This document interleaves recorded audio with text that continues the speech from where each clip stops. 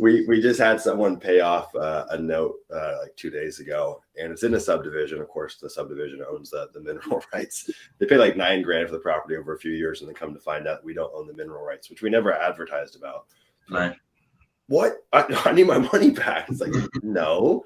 And in a situation like that, it's like, well, you already at the finish line, so we're going to complete it with you. But I think in every other situation, sellers or buyers, like this is not a cop out to not work hard and not give it your best. But at the same time, if you believe in an abundant world, like there's more opportunities, there's more buyers are going to come along.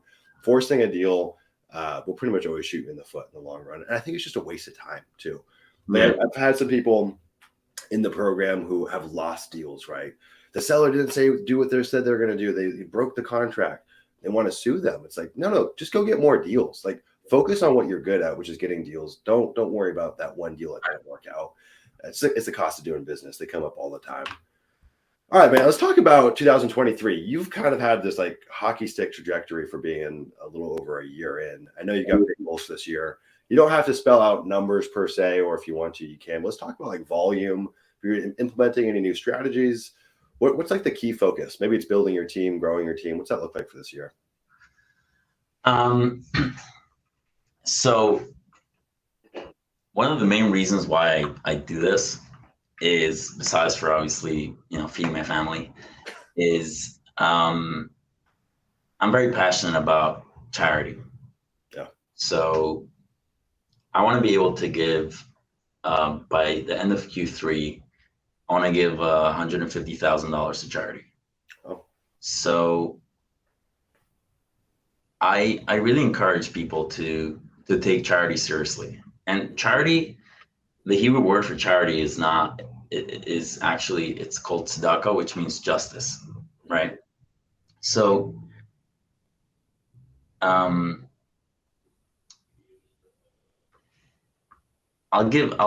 say something here that might resonate with people.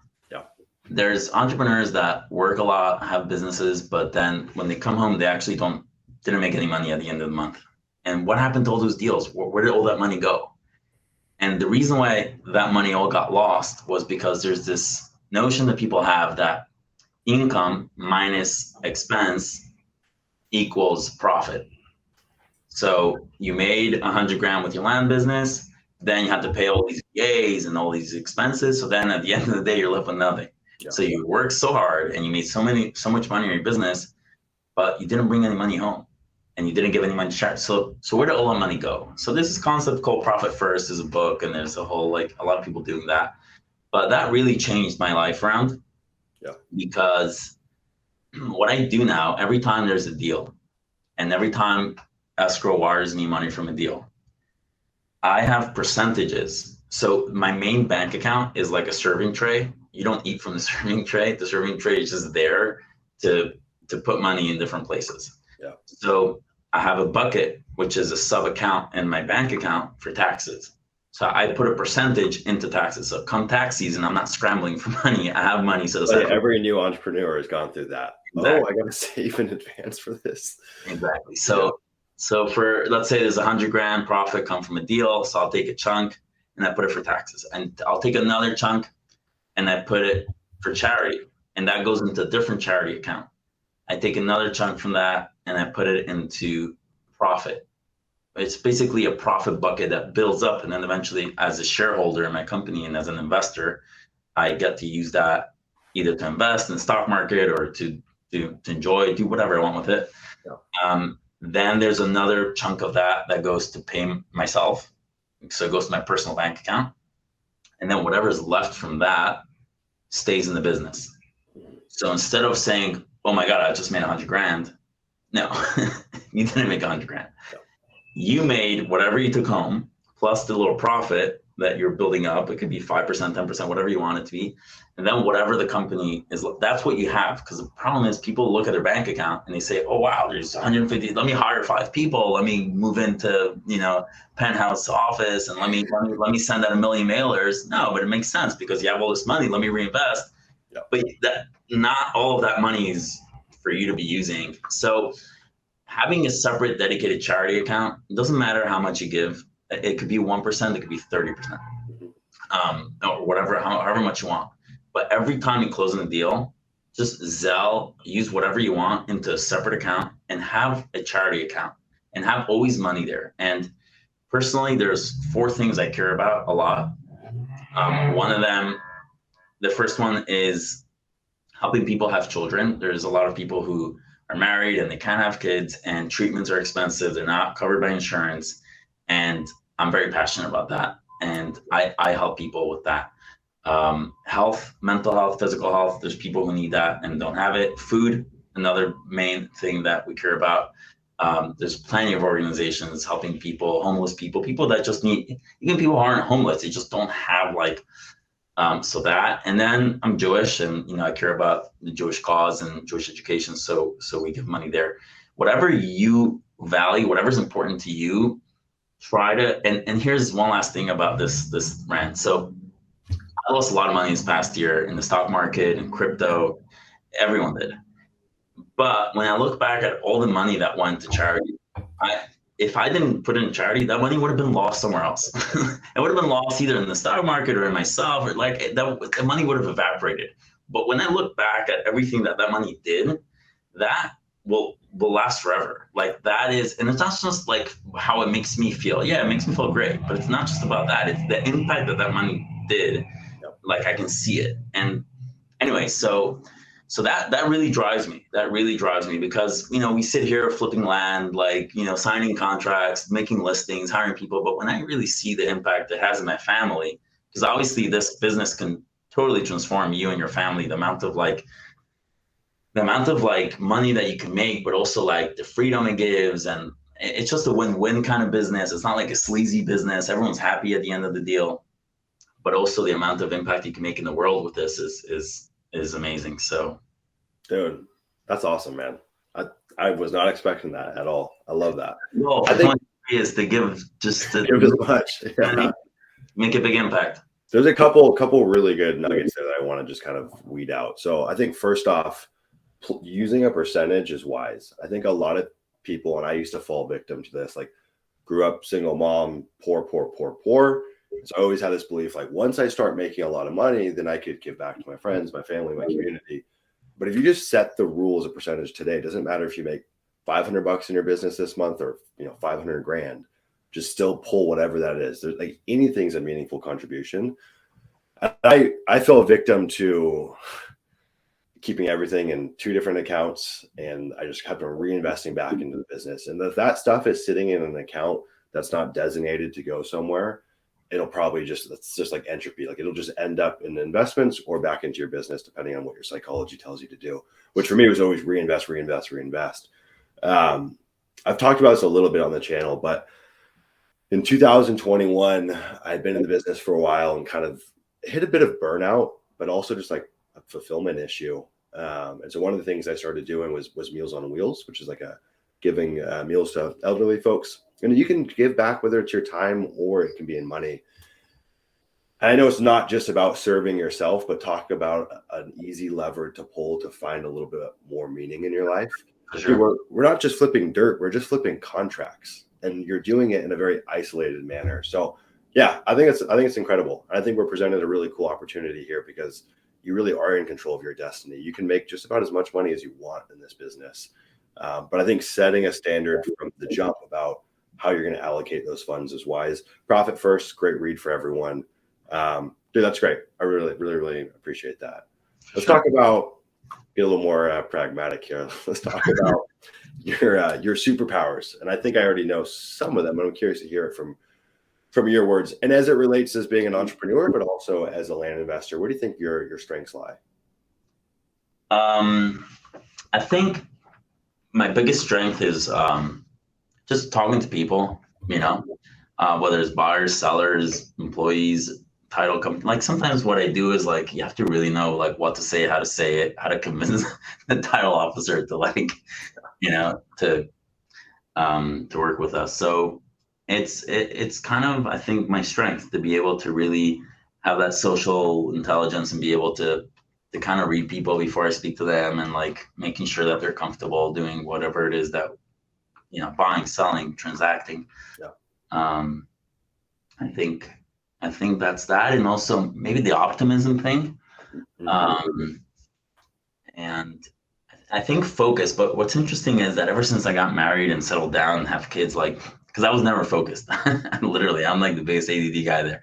But I have a very limited amount of time that I have to work because I have my kids and I have this whole thing. So I'm kind of forced to be on this flow, and I'm forced to be focused and to work during these hours and to make this amount of money, and because I have to, I don't have a choice. So that's not really credit to me. It's like my lifestyle has been like pushing me towards this groove that I have.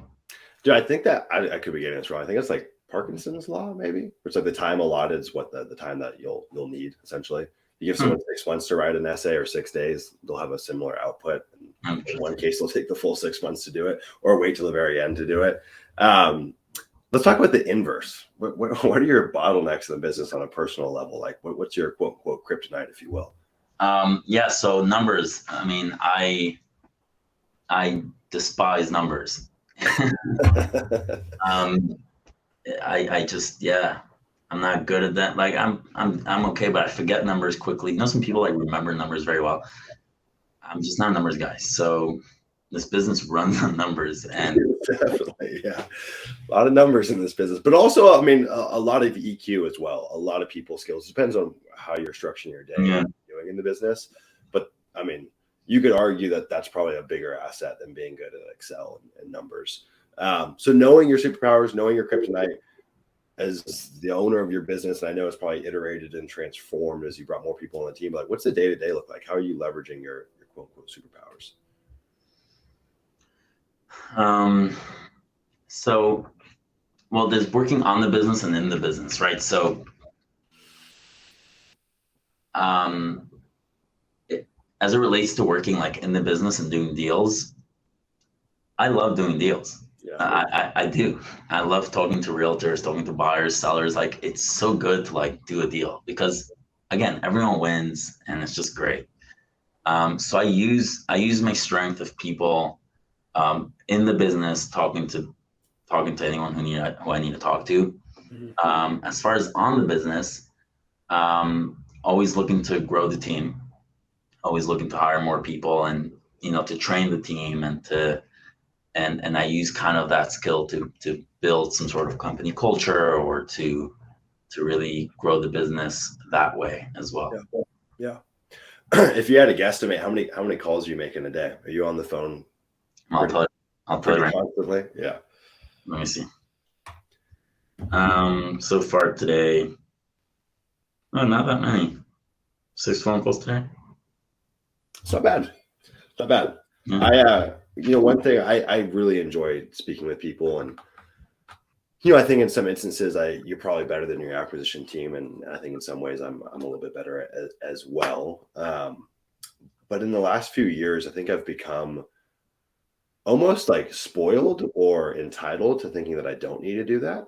And I also partially miss it as well. There's a rush about communicating and building rapport and getting a deal done. And so I think it's like, I always talk about some of the last things to delegate in your business are, blessing markets, blessing deals. But I do think that like when you have an amazing opportunity in your pipeline and there is a deal you really want to get done, there's no shame in stepping up and talking. Oh, for sure. It's like, you're never too good to do that. And I feel like I, for some reason, thought I was, or I thought I was cramping my team style and not letting them perform and micromanaging. Right. No. If you're good at it and you enjoy it, you can be an asset to the whole team. The whole team wins when we get that deal done. Yeah. That's the problem. The problem is that as the business grew, I'm enjoying less because I'm not a people manager. You know what I mean? Like, I'm not necessarily a great employee manager. Like, I'm just a good deal maker. So like, I actually miss the days where I was just me and my laptop, like calling buyers and sellers, and like, because that's what I'm good. Like, that's what I love doing. Now it's like, I don't speak to people. I spoke to 6 people today, and that was probably like title companies about different like paperwork stuff. You know what I mean? Right. Whenever I'm reviewing deals, I see names, I see APNs. Like, I don't know what the guy sounds like. I don't know if he's friendly. I don't know if he's, you know what I mean? Dude, every deal we used to do back then, I mean, I would be the acquisition manager and the dispo manager, and I would know the story behind that deal so intimately. No, And there was a fondness behind his it. life story. Forget about the deal. You know everything For about sure. Yeah, man. And that's been totally robbed for me. And as we've been moving up and starting to go after these bigger subdivisions, I've been stepping back up to the plate and communicating with some of these sellers. And these are bigger deals, long sales cycles, like totally different process. But it's been a real enjoyment to it. And so, yeah, I think you're never too good to get on the phone and talk with a seller or a buyer. Although I don't like talking to buyers. That one I just don't really enjoy. Why? No, there's an excitement about the acquisition that I just don't get on the disposition side. There's a rush, it's a chase, it's a hunt. I don't really get that on the dispo side. Cool, man. Let's talk about what I mean. It's interesting because you see this business through such a different lens than most people. So I'm actually curious to see what your answer is. New guys and gals getting into this business, there's a lot of them these days joining programs and getting started. What do you see most people doing wrong? Like, is there a consistent trend or theme? And I think I know what your answer is going to be, but I'm curious to hear it from you. Hey, fellow land investor, we're going to do a quick commercial break here, and that is for our Land Investing Accelerator program. Look, if you are looking to scale and grow a 6- and 7-figure business and go and join dozens of other land investors, you're going to want to check out the Land Investing Accelerator program. In fact, you can actually book a 1-hour strategy call with yours truly to learn all the ins and outs of running a land investing business totally for free. And through that process, we'll identify if joining the Land Investing Accelerator program is a good fit for you. This is our group coaching model. This is how we've turned beginners to 7-figure land flippers in just under a few years. We've got dozens of incredible members in there. So if you're looking to grow your land business in 2023, this is the place to be. You guys can book a call with yours truly down below, or you can head over to landinvestor.co to learn more about the LEA program. Well, there's a lot of things that I think newbies don't learn until later in the game, that everybody could agree with this, is they go after small deals. Right. Like, just because you're new doesn't mean that you should go after a small deal. Like, it doesn't mean Totally. So that's first of all, go after big deals. And if anything, the opposite. Like, if you're starting out, then you need a big win. You need a windfall. Like, go after big deals. They're not necessarily harder to I get it, because people are like intimidated. They have like what's the syndrome? The imposter syndrome, right? Yeah. And they're like, how could I speak to a guy that owns a $500,000 property? But like, what's a big deal? That's one. Number two is you have to sound confident. Yeah. And I think that's also something that I've gotten good at, is like, when you talk to a realtor, you talk to a seller about it, even if it's your first freaking phone call, say, sure, for sure, absolutely, yeah. Like, even if it's just you, say we, say, I need to talk to my partner, I don't know, talk to your dog. But like you really have to be confident in this business. And it's not about lying or anything. It's people like working with confident people. That's it. Like, you're doing the other person a favor by being more confident. Yeah. And then, like I said, don't just trust the agents. Then one last thing, and we spoke about this yesterday on the weekly call, is treat it like a business. Yep. Like, just treat it like a freaking business, like a career, and it'll be a career. Treat it like $1 million business if you want it to be $1 million business. Don't half-ass it. Don't like, I'll send some mail and I'll wait to see what happens. If you're in, you're in, and if you're not in, you're not in. Yeah. Because you can't send mail today and then wait next week. Next week you have to send more mail. Like, yeah, if you're doing mail or if you're doing texting, whatever it is. Also, here's a side note, and I saw you mention this in one of the videos. Don't start doing texting if you're a newbie. Like, do mail. It's a little more expensive, but it's simpler. It's easier. And then join a either mastermind or a support group or a weekly like coaching or accountability call, because those are very, very good. And put some of your money in the line, so that you're invested, whether it's a course, whether it's a big mailer, whether it's whatever, and just get there. Rent yourself an office or your home office, whatever, and just really keep going. Yeah. Dude, a lot of things to add to that. Point number two, though, that's my favorite part about entrepreneurship and building businesses is like, it's this game of you don't know anything, and you're just duct taping solutions together and playing look, you're not trying to be dishonest, but sometimes you got to fake it till you make it. For sure. And it's what's required, right? I think too, like the small deal stuff, people play off their budgets and whatnot. And I think nowadays people have kind of woken up to the idea that there's different exit strategies, whether it's double closing or getting deal funding is like a cinch nowadays. What you need, like Mara said, is a big windfall. Like that's not only going to build momentum, but potentially is going to change your life, right? Like you get a deal that nets you 50 grand, 100 grand right off the jump. All right, you're going to go all in, and you've got a support blanket to kind of carry you over the next few months. Small deals just won't do that. The other thing is, oddly, small deals have more risk, in my opinion, because you're not a title examiner. You don't know how to do self-closings. Like there's so much additional stuff you can't delegate to a third party. So there's, in a weird way, there's more risk involved with it. I thought your answer was going to be, don't follow the kind of tribal wisdom of land investors, right? Like there's so many dogmatic principles in this business that people think they can't deviate from. I feel like you've done a really good job, being creative and just thinking outside the box, right? And just trying things. I would say the opposite. I will push back there, and I would say follow whatever course you take, follow it initially, which is what I did. Don't get creative for the first half a year. Yep. Okay, don't get distracted with shiny objects. Don't do texting. Don't do anything. Just follow whatever course. All the courses. I mean, there's some amazing courses, but a lot of courses are basically telling you send a mail and do it.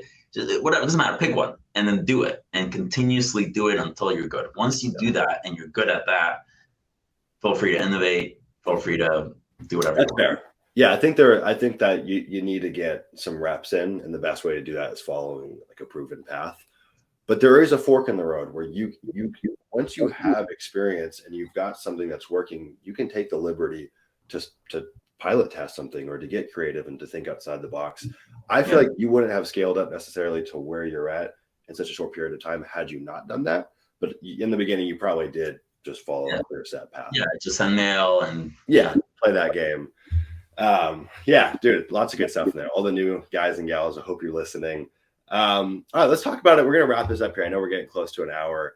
Let's talk about, there's all this fear out there. The economy is changing, real estate market's crashing. I know Q4 kind of unanimously for everyone was not that great. Hard to suss out, though, was that the holidays, there's just a natural slowdown at that time of the year. What are you thinking? You think this is going to change the land business radically? Do you think business as usual? Don't really give it much thought. What, like the economic downturn? Yeah. I mean, it looks like it's slowing people down a little bit, but I mean, historically, you look at the real estate market. It always comes back up because, I mean, we're dealing in an industry that it's not tech, it's not like fancy ideas, it's land, it's real estate, it's people's homes. Like it's always going to be in demand. They're not making more of it. It's limited supply. And I would just say, like, when there's a downturn, focus on building your business, which is what I did the past, 4 or 5 months. Is I went all in on hiring, training, structuring, strategizing, tweaking, building the business. And I'm seeing the results of that now. We're able to just get contracts, properties on a contract, and just use the downtime to, again, it goes back to what I said before. Treat this like an actual business. Treat this like an actual career, not like a let's see what happens kind of project. But like, every business has ups and downs. So it's good. It shakes out kind of the people who were just offering. And whoever's still in this game is in it for the long run. So focus on the big picture. Yeah. I think there's, no matter what the economy is doing, what the land market's doing, there's always work to be done. The work might look a little bit different. And what I've been saying to some of the new guys and gals joining the program, and really just as true for any land investor, whether you're in the LEA program or not, if you can survive a moment that's a little more difficult when things do revert back to being easy, you're going to have built up like really good business hygiene. Like you're going to be in a place where things are smooth sailing. I have empathy for the folks that started when the getting was so good, right? Because they're going to have a rude awakening here shortly. And I think too, And things could get worse than I'm anticipating. But it seems like the land business is really just reverting back to the norm prior to COVID. Like we got so conditioned to moving deals in 3 weeks, 2 weeks, a week. Back in the day, it was 90 days, 120 days. That's a good deal, right? And it seems like it's kind of reverting back to that.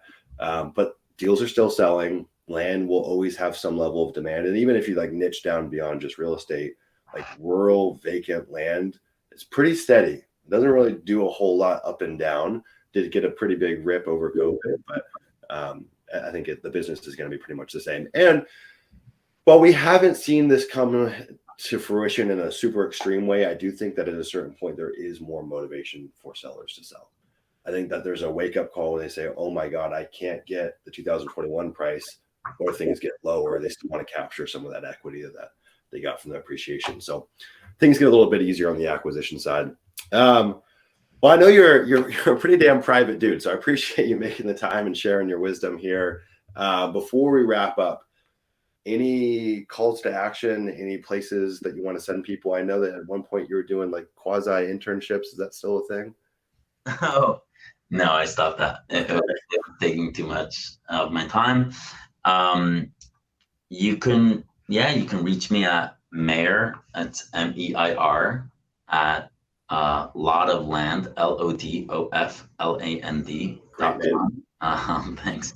And we could, if you have a deal and you want a joint venture, I'm open to that. What I offer usually when I joint venture with people is any insight, any, market the property, sell the property, do the closing for it. Yeah, you can feel free to hit me up.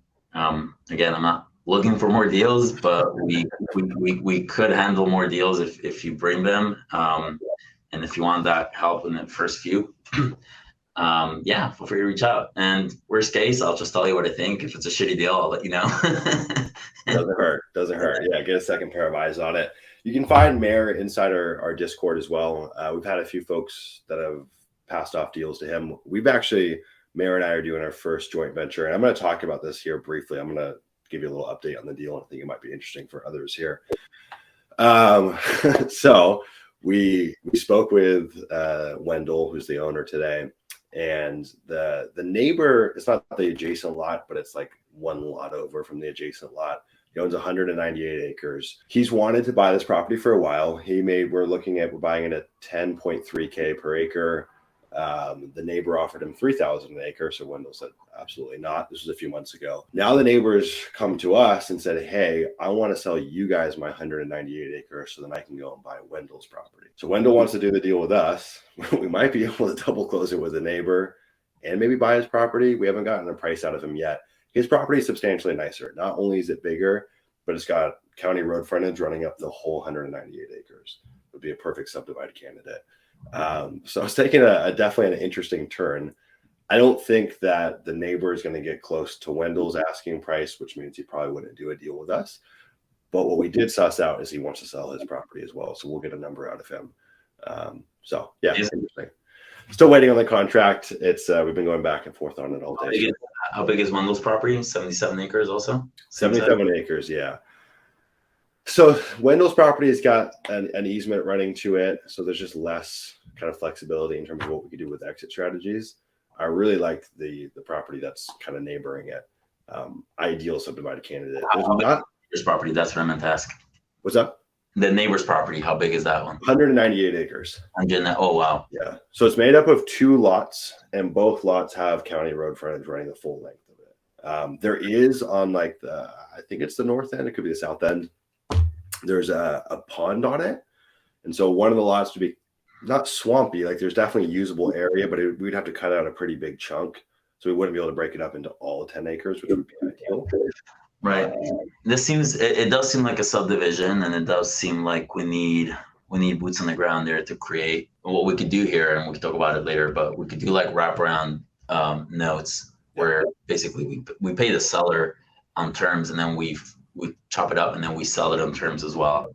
But it'll probably require, like you said, roads and things, and it's probably going to be a project. We probably have to hire somebody local to own this project. But the other one, the Wendell's property, that's just a straight flip. Bread and butter flip. Yeah, that one should be pretty straightforward. So I think there's a world where we're able to pull 2 deals out of it. Right. And the neighboring one, a lot of different ways we could go about it. The wraparound would be interesting. We've got a bank out there that we've been using, so we could get financing on that if we wanted to go that route. So yeah, we'll see. All right, guys, appreciate everyone tuning in. We're going to pop off. If you guys have any questions, pop them in the comments down below. If you guys like this video, give it a thumbs up. If you didn't like it, give it a thumbs down. That's fine as well. Any engagement is good engagement. If you guys want to find us inside the Discord, you can find it down. Do down below. Thank you, guys.